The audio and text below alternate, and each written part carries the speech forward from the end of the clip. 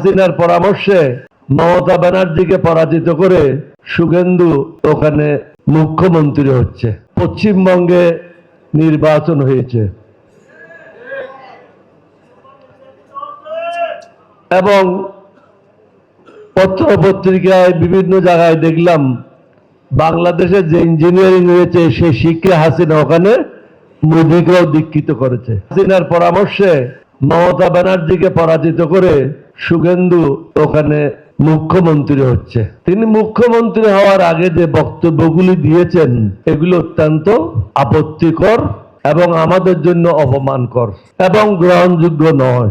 বাংলাদেশেও অনেক সময় গোলমাল হয়েছে, কিন্তু আমরা কোনো হিন্দু বৌদ্ধ খ্রিস্টানদের ঘর বাড়ি জ্বালাই নাই, ধ্বংস করি নাই, লুটপাটও করি নাই, তাদের মেয়েদের উপর কোনো জুলুমও করি নাই।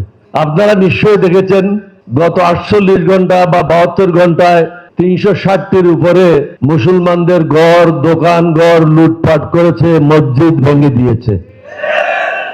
এবং সর্বশেষ আমি কালকে দেখেছি একজন লোককে হত্যা করে তাকে রশি দিয়ে গলায় গাড়ির পিছনে টেনে টেনে রাস্তায় নিয়ে যাচ্ছে। মোদী সাহেবকে বলবো আপনার এই গরুকে সামাল দেন। আমরা এই সবার পক্ষ থেকে এর তীব্র প্রতিবাদ এবং নিন্দা জানাচ্ছি এবং সাথে সাথে আপনাকে এটাও নিশ্চয়তা দিই, আমরা মুসলমান, আমরা বেঈমান মুনাফিকি করি না। আমরা অন্য ধর্মের উপর জুলুম হোক এটা কখনো চাই না, কারণ আমার নবীর নিষেধ।